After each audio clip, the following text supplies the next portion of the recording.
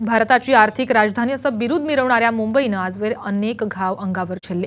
1993 सालापर्यंत धार्मिक तणाव असं त्याचं स्वरूप होतं। मात्र 1993 साली मुंबई हादरली ती तिच्या जमिनीवर झालेल्या तब्बल 12 स्फोटांनी।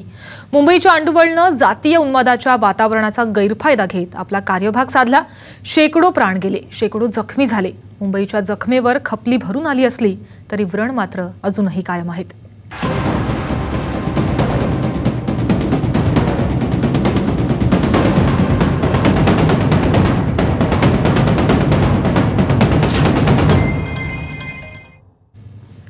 एकोणीसशे 93 साली मुंबईत झालेल्या बॉम्बस्फोटांना आज 20 वर्ष पूर्ण होत आहेत। या स्फोटाच्या कटू आठवणी आजही मुंबईकरांच्या मनात घर करून आहेत।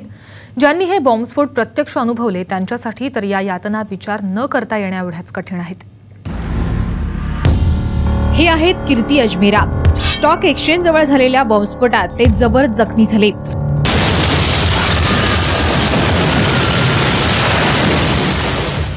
त्यांचा उजवा हात 95% उद्ध्वस्त झाला। तो हात त्याच अवस्थेत धरून ते हॉस्पिटलमध्ये दाखल झाले। त्यांच्या संपूर्ण हातात काचा घुसल्या होत्या। आतापर्यंत या काचा काढण्यासाठी 40 पेक्षा जास्त शस्त्रक्रिया झाल्यात। स्फोटानंतरचं आयुष्य हे निव्वळ देवाच्या कृपेनं मिळाल्याचं त्यांचं म्हणणं आहे। प्रचंड इच्छाशक्ती, सकारात्मक दृष्टिकोन आणि कुटुंबाची साथ यांच्या जोरावर ते उभे आहेत असं ते म्हणतात।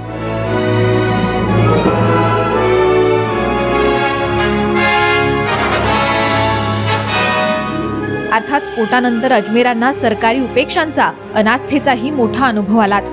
तरीही कीर्ती आज उभे आहेत, आपलं आयुष्य जगतायत।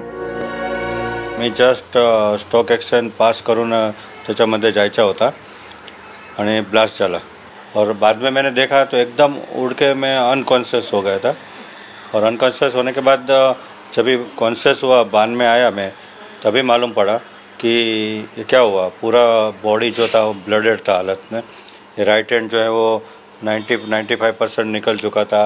ये जो राइट साइड का जो चीक है वो भी पूरा खड्डा हो गया था। कान नीचे आ गया था, उसके अंदर का ड्रम भी शायद टूट गया था।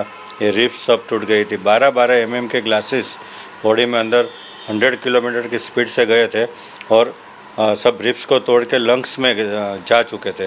लंग्स में जाके भी उधर अंदर 2-3 टुकड़े हो गए थे। 1-1 इंच के टुकड़े अंदर से बाद में मिले। और ऐसा होने के बाद एकदम ब्लडेड हालत में देखा तो पूरा बॉडी में ब्लड जैसा निकल गया था। 1-2 लीटर ब्लड होगा ऐसा ही लगा। विल पावर तो है ही डेफिनेटली, साथ में अपने माँ बाप का आशीर्वाद रहता है, भगवान का भी आशीर्वाद रहता है।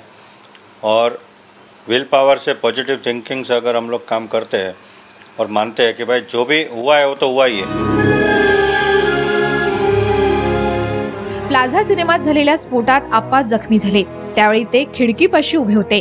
त्यांना हॉस्पिटलमध्ये दाखल करण्यात आलं। त्यांच्या पाठीत काचा घुसल्या होत्या।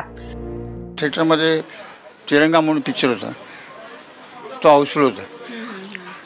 पण थिएटरमधल्या माणसाला एकाला देखील मार लागली। आतमध्ये पिक्चर बघणाऱ्या लोकांना मार अजिबात लागली। फक्त बाहेरच्या लोकांना जेवढं मार लागली। माझ्याबरोबर एक वॉचमॅनला मारलं, security guard, 1-2 booking clerk, 2 operator यांना मार लागली। त्याच्यामध्ये 2 ऑपरेटर खलास झाले, 1 सिक्युरिटी गार्ड संपला। बाकी आम्हाला जखमीला जखम झाली ते आम्हाला 2 दिवसांनी परत पाठवलं। कीर्ती अजमेरा आणि आप्पा ही 2 प्रातिनिधिक उदाहरणं। या स्फोटाच्या जखमा शेकडो जणांनी आपल्या अंगावर घेतल्या। अनेक जण या स्फोटाचे बळी ठरले। मुंबईनं अनुभवलेला हा पहिला दहशतवादी हल्ला असंही याचं वर्णन करता येईल। या स्फोटात सर्वात मोठी जखम झाली ती मुंबईच्या मनाला।